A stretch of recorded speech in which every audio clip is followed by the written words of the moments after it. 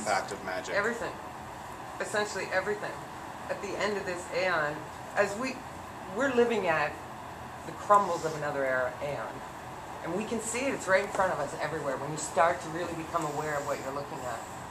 So we're very blessed because we get both. We're right in the middle of both.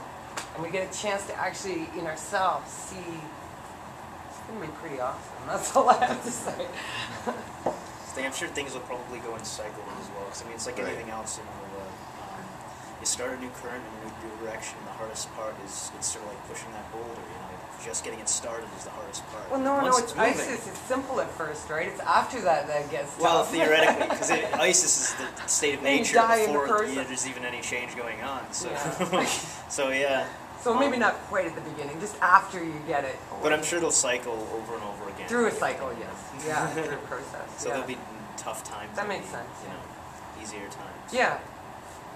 And there'll be those moments of what Marx called slender moments of historical opportunity, when there will be events and things that happen that will allow our magic to have more powerful effects. For example, I've tried to influence political events magically and had limited success most of the time, but sometimes when there's a stage of upheaval, all you need is the little right push in the right place to knock that thing off wherever it's, knock it off balance and knock it out of play. So I think that it's important to pay attention to what's going on, because, and there's one point at which Curly says, like you could easily create a talisman maybe that might win the heart of a shop girl but not of a queen. She's got too much energy invested in her, too many people's fates invested in her.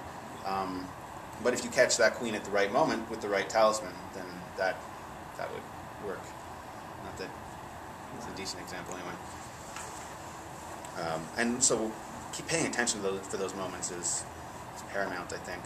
We're going to get opportunities here. Like, we can really see that something has to happen in Western culture very shortly, or it's going to have some it's already got some really serious problems, but the point at which we can continue to go on and not address those problems is quickly running out. Like I made reference to war before. I mean, in the West, our resources are incredibly tapped out right now, from Iraq and Afghanistan, and just trying to do all this all over the world, and this is sort of fundamental to our whole economic situation. And if it undercuts that situation, then you're going to see chaos, but there's opportunity in chaos. So that's perhaps a good thing. You missed only one of the sort of most jarring things. Is there are some very specific gender identification things, I think, in book 3, where it talks about the punishments doled out to mild women and the rewards for crazy sluts and stuff like that. And I was just wondering if you could talk a little bit about the gender identifications of gender in the Book of the Law. That's a really interesting topic. And Crowley says some interesting things in this commentary. It's very, very intense, because from one minute it will seem like very positive, very, very yay, women are great, and then there's one point where I think he's justifying rape and forcible confinement, and like there's all kinds of stuff that it goes back and forth very quickly. But I think that's a particularly important comment, I think, from Crowley's point of view, because as some of us are aware, he was actually raped himself. So it's a big issue. There's a lot of interesting poetry about it. I think that Thelema kind of aims at being this gender equal type idea. Every man and woman is a star. Crowley's very clear about that inclusion. But that the magical formula of woman expressed as Nuit, a sort of the circumference, and the magical formula of man is expressed as Hadit as the point, and he says kind of, like the man's work is to build himself outward, and the woman's work is to concentrate herself inward. And there's one point where he says, yes, that's what we mean when we say women have no soul, which is a difficult comment for people who identify the idea of a soul as their kind of like thing that makes them special, point of value. I think Crowley's using it in a very technical sense, where he's talking about the movement of force and how force works. It's not like a literal. Or it's not, sorry, it is literal, but it's not a statement of value in the same way that we're used to interpreting it. Then again, Crowley has had not necessarily the greatest history with women. I still question his sexuality. He won't necessarily come clean on it in the commentaries, but I kind of do think he was more inclined. I mean, we know he had sex with both women and men, but I think he was probably more having more with women because he felt like it was the proper thing for an English gentleman to have those kind of relations. Or like as they say in the Muslim world, women are for babies, men are for fun, basically. And I think that you can see a lot of that in Crowley. And I think that may have colored his ideas, but at the same time, it's definitely something that we should be taking seriously. There's one comment he makes actually where he says, I'll tell the homosexual that they can do whatever they like, but I'll play the part of Peter till the cock crows thrice. And I kind of think that's a reference to the denial myself. That's just my personal take on that. And he's just like, yeah, I'm not going to admit to this, but I am going to like subtly hint around that there's something to admit to that I'm glossing over right now.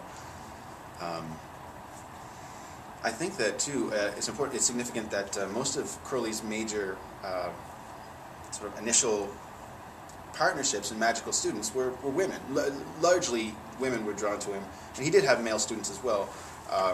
But you kind of see this, and this is partly to do with the role of the occult in England at that time. It was kind of sort of like an acceptable thing for you to do if you're like a housewife or an actress or whatever. But yeah, these are all important things to think about. I don't like the dodge, because people try to dodge this by saying, oh, well, Crowley's old Eon, or we're going to hate him because he's sexist, or whatever. And it's like, well, I'm not entirely sure that I describe him as sexist.